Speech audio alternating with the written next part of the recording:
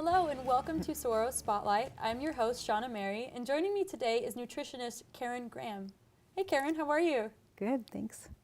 So what is the difference between a nutritionist and a registered dietitian? Because I know that gets confused a lot. Yeah, that's a great question because a lot of people don't even know there's a difference. But a registered dietitian has, the minimum requirements is a bachelor's degree in nutrition. Although a lot of dietitians do go on to get their master's, that bachelor's is the minimum. And then once you finish that, then you're required to do an internship. And that internship is very competitive, so not all people actually get into that. So not all people can go on to become a dietitian. And the internship is anywhere from 9 months to 1 year, full-time with no pay. So that's tough. And then once you complete the internship, then you can sit for the national exam to become a dietitian. And then after that, there's continuing education requirements to maintain that status. So it's quite a rigorous process. Yeah, it can be. So it's important to know whether your nutritionist is registered or not. Right, because on the other hand, a nutritionist, there are no requirements to use that term. Anyone could, read an article in a magazine and hang a shingle outside saying that they're a nutritionist. So it's really important to know the background and the education and what credentials they have, especially if you're seeing somebody for a medical condition. Oh, I bet. You want to go to someone who's educated. Right. So as a registered dietitian, what do you see mostly in your new clients?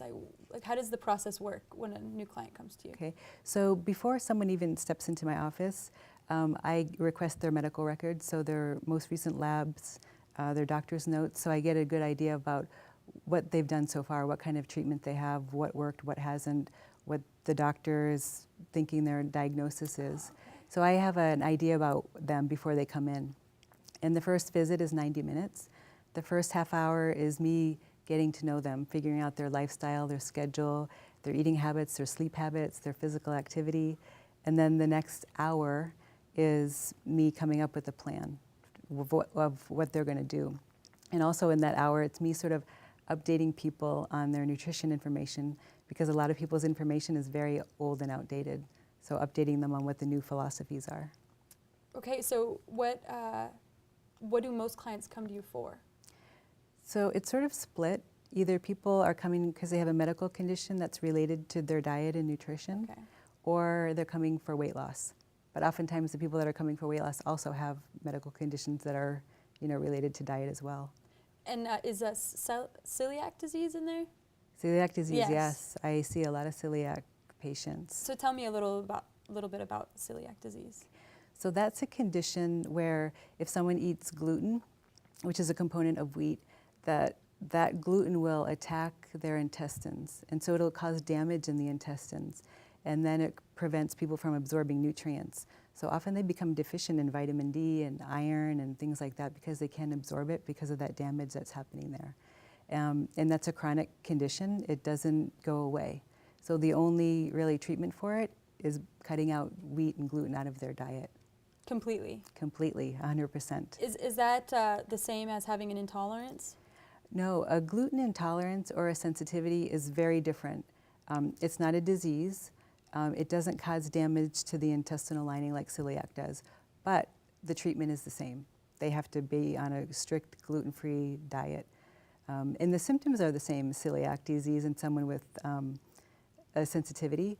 It's gas, bloating, diarrhea, constipation.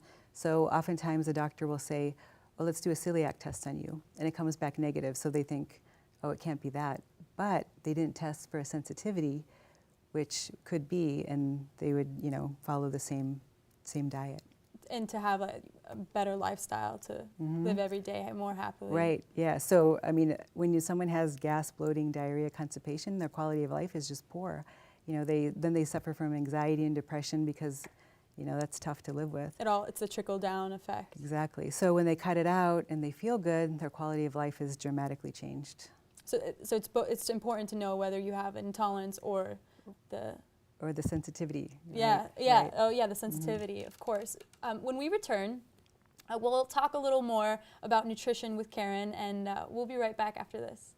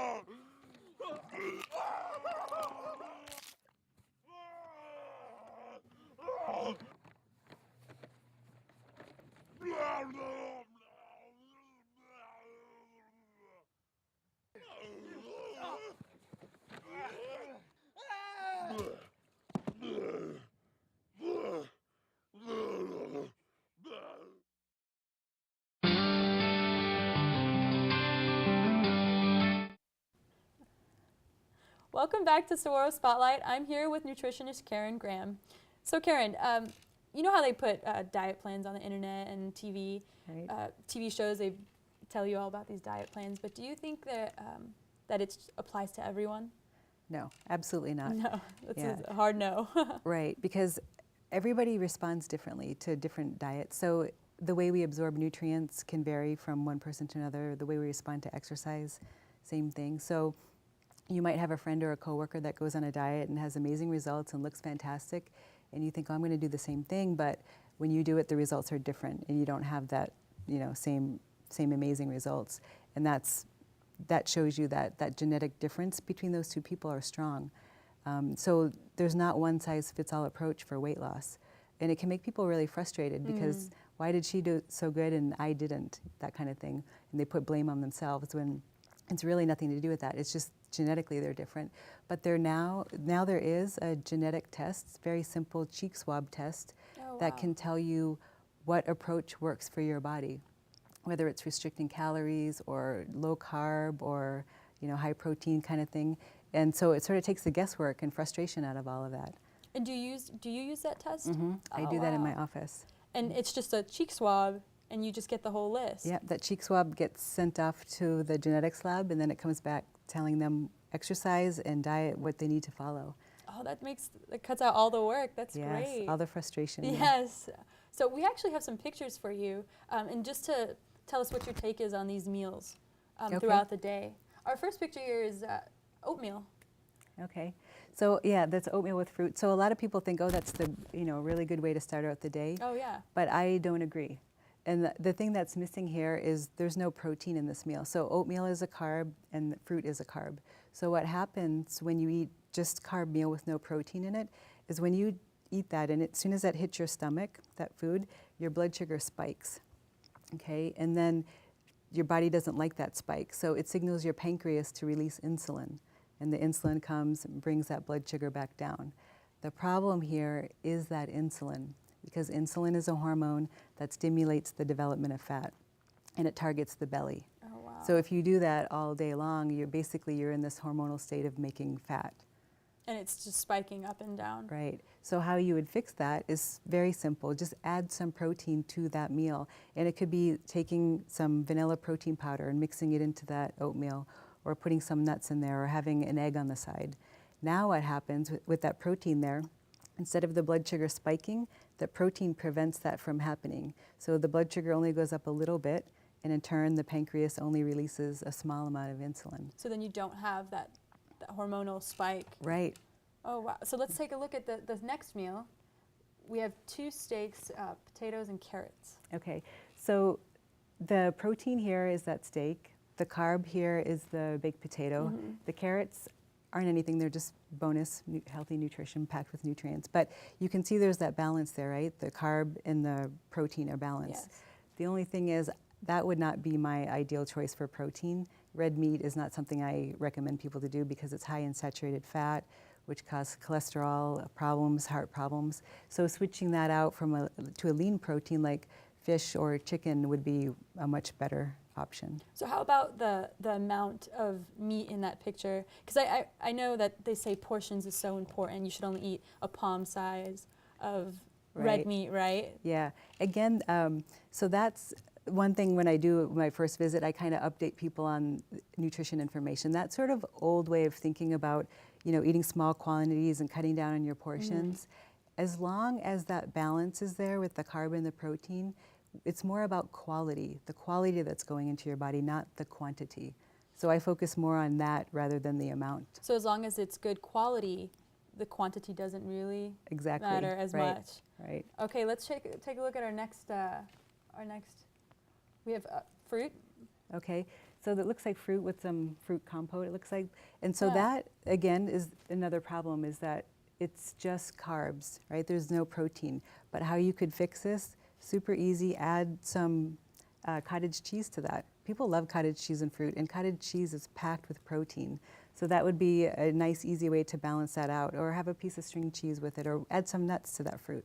So the protein will just level it out. Right. So protein always levels out carbs. Exactly. One-for-one balance. One-for-one balance. Okay. So the question that everyone wants to know, right, is like, how do you live a healthy lifestyle? Like, you know, what does that consist of in terms of? So I think the number one thing is to avoid processed foods. Okay, we eat way too many processed foods, and they're filled with chemicals and artificial flavors and things that we look at the label and can't even understand. If you need a dictionary to figure out what's in your food, what those ingredients are, that's a bad sign. Yeah, you shouldn't eat it. Right, your body cannot get nourishment from those kind of chemicals and artificial ingredients. You need to have real food that's in its most natural state.